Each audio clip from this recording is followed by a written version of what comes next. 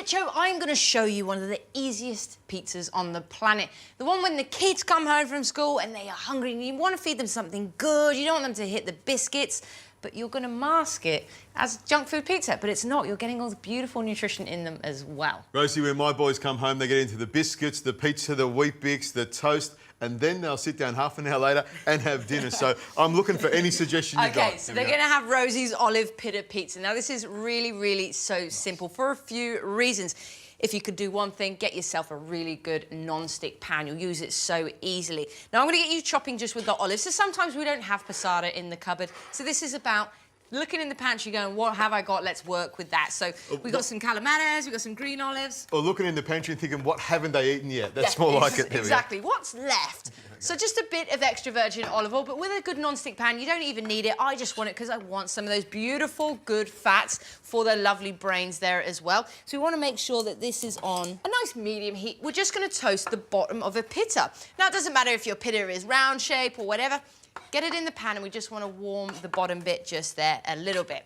Now, while you're doing that, I've got a medley of cherry tomatoes here. Now, you might just have a bunch of half a punnet of something, half a punnet of something else. This is a great time to just clear them up.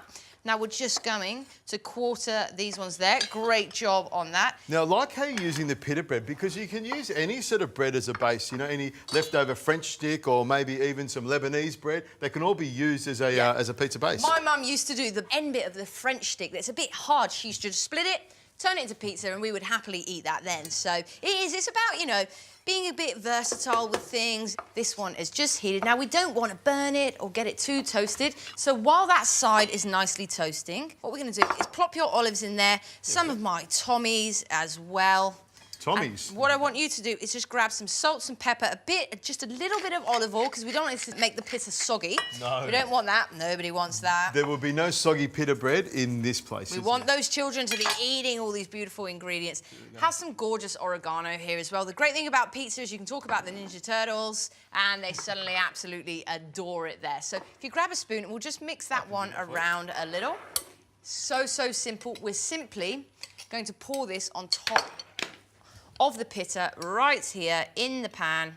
In we go like that. So we've kind of made, I mean, it's a bit of a loaded piece of bread here, but don't you worry, the cheese element is coming in there as well. Now, Rosie, I'm looking at this other piece here thinking, why don't we just crisp that up and pop it on top? It wouldn't be a pizza, would it? It wouldn't be a pizza then. I mean, it would be a little bit of a sandwich, but this is the thing, you can whip this up real quick. You can make quite a few of them. So the mozzarella on top there as well. I've got some sliced mozzarella as well. Do you want a couple of those on there? Or do you think that's enough? Let's get a bit of extra cheese on there. Why not? Pop one in the middle, then we'll get that melting through the middle. That's it. So we want to take it just off the heat there. Now, the wonderful thing is you'll notice this one doesn't have a handle, but the great thing is we can bring it from the hob to the oven just by clipping the handle on there, because I've got the oven on a grill. Now, all we're going to do now is it's beautifully toasted on the bottom. We need to just grill it on the top. So up we go into the grill just for a few minutes, let that cheese melt.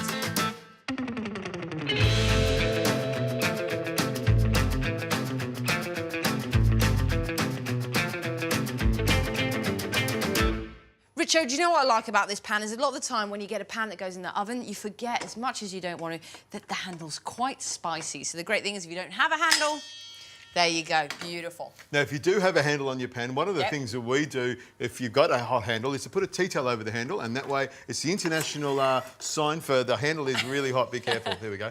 Oh, look at that. So there we go. You really did stitch me up a bit. Well, that's me, with isn't it? some of that little bit mozzarella. Extra cheese on there. Well, I had a big slab of cheese there, and we couldn't let it go to waste, and I thought a big chunk of cheese in the middle is going to melt down through it and hold it all together. Well, let's pay homage for it, shall we? We'll put all the basil leaves around it. There we go. Right, let's cut some slices and have a taste. Now, if there's anything I know about kids, which is not that much, actually, I think you probably know a little bit more, is they do like things in fingers. So I'm not going to do the normal slices. Nice. I'm going to do some bite-sized fingers, because sometimes, you know, food can be a little overwhelming.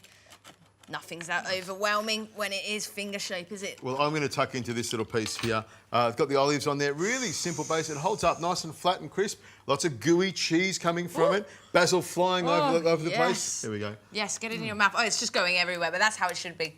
That's great. I mean, the only thing missing is the box. You know, if you could put it in a box and I could eat it out of the box, that'd be perfect. It's a great little pizza. Nice and crisp, nice and easy, great ingredients. What could be wrong with that? I think we've done some great pizza dishes. This is a cracker. It's nice We and simple. already knew pizza was one of the best foods in the world, but I think we've shown how versatile it can be. Absolutely delicious.